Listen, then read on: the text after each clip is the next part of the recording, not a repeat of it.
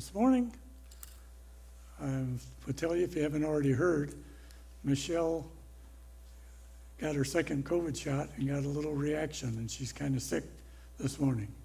So our good friend, Bob Hagel, has volunteered. That's probably not the right word.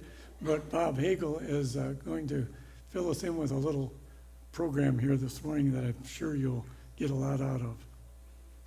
In the way of announcements this morning, on the back page of the bulletin, please note those. Especially, Marlene would like to remind you to give updates on names for the prayer concerns, particularly give her names of people that we can take off, because that list just keeps building and building. And if you don't let her know when somebody's recovered or better, improved, to get it off the list. Appreciate that. Bible study is still going to be at the parsonage, 1 o'clock on Wednesday. And let's see. Please bring no more plastic containers to church. We have enough plastic containers to supply the county for a couple of years. No more plastic containers. Please bring no more notepads. The kitchen is full. Don't bring any more notepads. Let's see. Reminder that everyone has a mailbox in church. And I know I've put the current quarterly giving reports into your mailboxes. So be sure and check those and pick up what's in there. Last but not least. Dave, do not put anything in the outside United States mailbox. That was my next announcement. And I lost my glasses. Yeah, you can't put anything in the mailbox. It's a federal offense. If you have notes or whatever, bring them to church and put them in the box inside. Now then, Nancy has an announcement for us.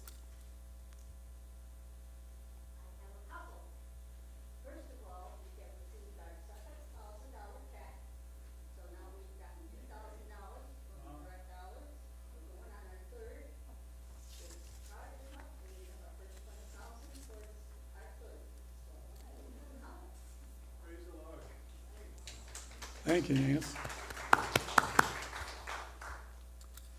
And Barbara has an announcement.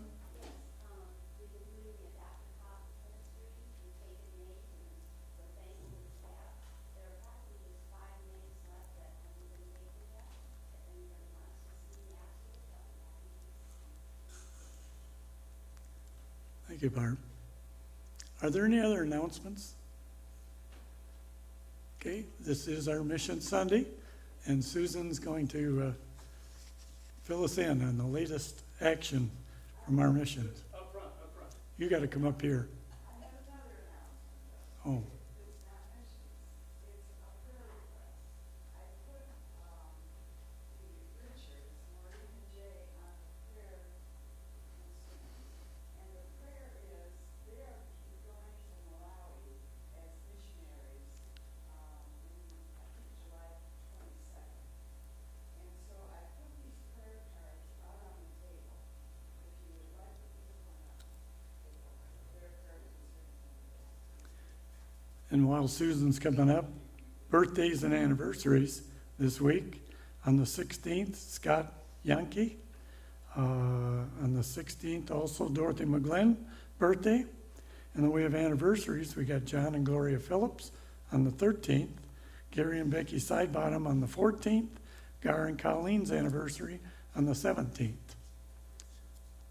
Susan, it's all yours.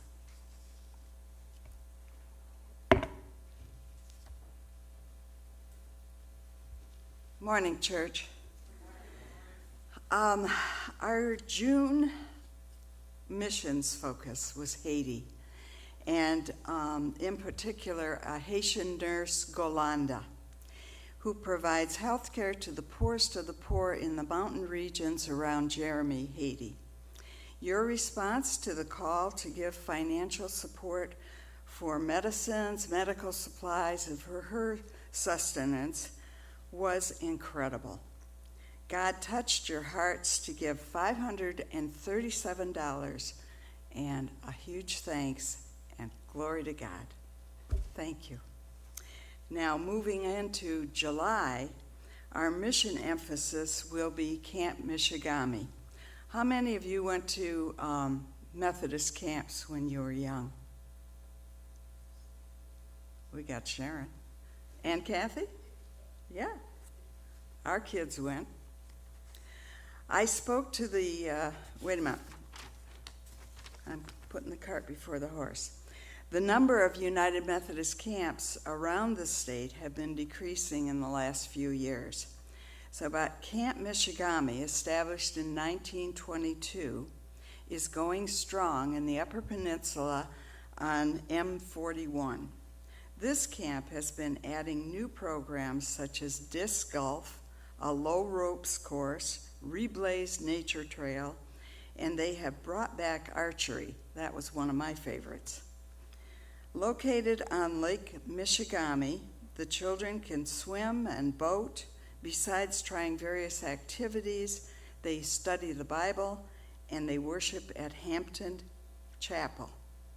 This camp is open to 6 to 18-year-olds, boys and girls, who are surrounded by God's love in action and in words.